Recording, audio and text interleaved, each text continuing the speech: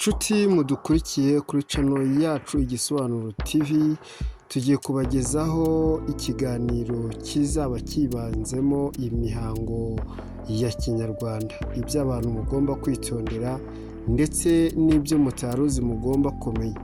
Buri munsi tuyiba mu buzima busaba gukorerwa imihango, nyamara ibyinshi kubera imyizerere byaracitse. Niyo mpamvu uyu munsi hari ibintu by'inzaduka tugenda tubona nyamara ntitumenye aho byakomotse. Igice cya mbere, icya kabiri, icya gatatu n'icya kane kugera ku cya 10 tuzababwira imihango yakorerwaga mu Rwanda rwo hambere ndetse n'uyu munsi ikaba yaracitse. Tuzakomeza kandi tubagezaho imihango ikorwa n'uyu munsi ariko nyamara akaba nta n'akamaro ifite, ari ugupfa kuyikora gusa. Nukurikira ntucikwe, ndetse kugira bikubere byiza uzakande subscribe kugira ngo nitujya dushyiraho ikiganiro cyangwa se video yibanda kuri iyo mihango ujye uhita ubona iyi video utazacikwa habe na gatoya. Iyi ni Igisobanuro TV. Tugiye guhera uyu munsi ku gice cya mbere cy'imihango y'umuntu. Iyo umuntu ari kumwe n'undi, uyu munsi ngiye kubabwira ibintu ugomba kwitondera. Icya mbere, umuntu azira kurya abyina. Kuba ari ibyo bikoze uba ukenye bene nyoko. Ibi niba ufite umuntu muvukana wirinda kubyina uri kurya. Iyo ubikoze bene nyoko ubu bakenye. Icya kabiri, umuntu iyo ashatse kuvuga undi muntu akavugishwa akavuga undi adashaka kuvuga, arongera akarisubiramo ngo nawe arakavuga.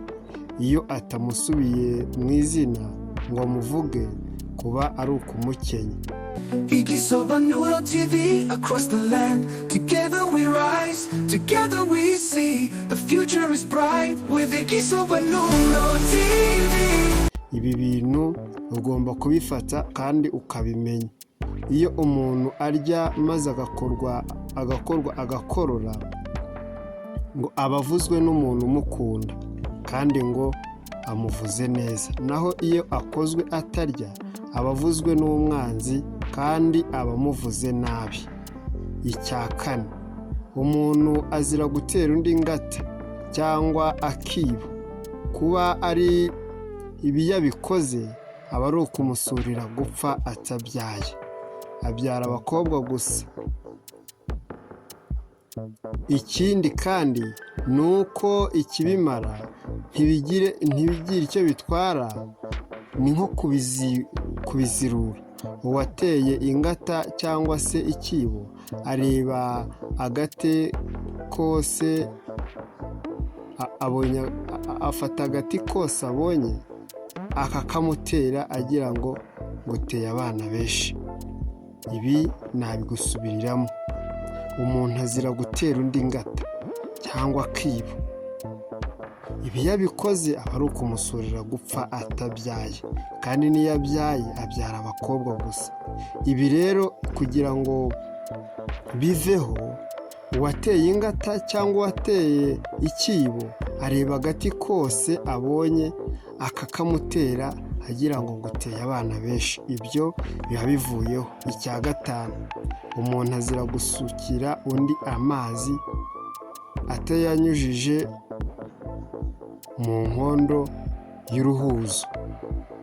Ngo kuba ari ibyo yabikoze aba ari ukumusurira kuzacika nkayo.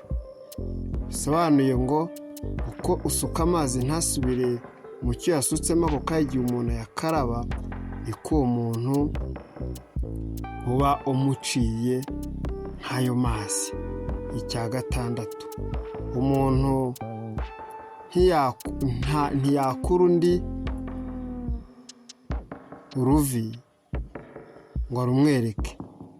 Ni ukuvuga ngo iyo upfuye umuntu uruvi ntabwo urumwereka, kuko ruramukenya ndetse rutuma ahuma ntabone. Ibi bintu rero, niba hari umuntu wapfuye ntihazagire umuntu ugupfura uruvi ngo maze arukwereke, kuko narukwereka uzahita uhuma. Icya karindwi, umuntu azira guhereza undi ikintu agicishije mu mugongo. Ni ibi yabikoze ni ukwiteranya nawe bakangana rwose. Umuntu wagucishije ikintu mu mugongo akiguhereza, muhita mwangana, ntabwo mwongera kuba inshuti. Icya munani, umuntu azira gutera undi imbuto,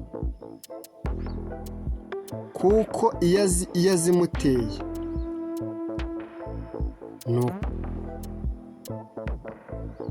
ni ukumutera kumanuka akazingama. Iyo rero umuntu aguteye imbuto urazingama, bivuze ngo kirazira gutera undi imbuto. Icya cyenda, umuntu uzi gucuranga iyo ashaka kubyigisha mugenzi we amukarabira mu ntoki akabimenya adatinze. Bisobanuye ko iyo ugiye kwiga gucuranga ntibagukarabire mu ntoki, ntabwo bifata. Icya cumi, umuntu urumwe n'umusazi ngo nawe arasara. Nicyo gituma birinda cyane abasazi ngo batabaruma. Iki ni icya cumi. Icya cumi na rimwe, umuntu urumwe n'umuntu usambagurika agiye gupfa ngo nawe arapfa, nta kabuza. Nicyo gituma birinda kwegera umuntu ugiye gupfa ngo atabaruma. Ibi bintu ubyiteho. Umuntu iyo arumwe n'umuntu usambagurika agiye gupfa nawe ahita apfa. Icya cumi na kabiri, umuntu amara kugura n'undi imyaka akamugarurira ku rushyi agira ati urahinge weze, byitwa ngo amuhaye imbuto zo guhora yera. Iki cya cumi na kabiri, hari igihe ugura n'umuntu imbuto wazihinga ntizere, cyane ko bavuga ngo hari umuntu udatanga imbuto. Iyo uzi ko umuntu adatanga imbuto rero, iyo mumaze kugura imbuto cyangwa se iyo mumaze kugura imyaka, uhita uyimugarurira ku rushyi ukamubwira ati urahinge weze, yitwa ko aguhaye imbuto zo guhora weza. Reka ngushimire wowe dutangiranye iki kiganiro. Iki ni igice cya mbere, turangirije ku muziro wa 10, kandi tuzavuga ibintu hafi 500. Ndagusaba ukanda subscribe kugira ngo ujye uhora ubana natwe, ubundi utazacikwa n'iki kiganiro. Niba kandi wumvishe iki kiganiro kizagufasha, kanda like. Niba wumvishe hari ibindi wifuza kumenya, andika muri komenti, ubundi dutangirane urugendo, ariko tuzi ibyo ukeneye kurusha abandi, kurusha ibindi, ubundi aba ari byo tuzibandaho ku biganiro byacu bikurikira.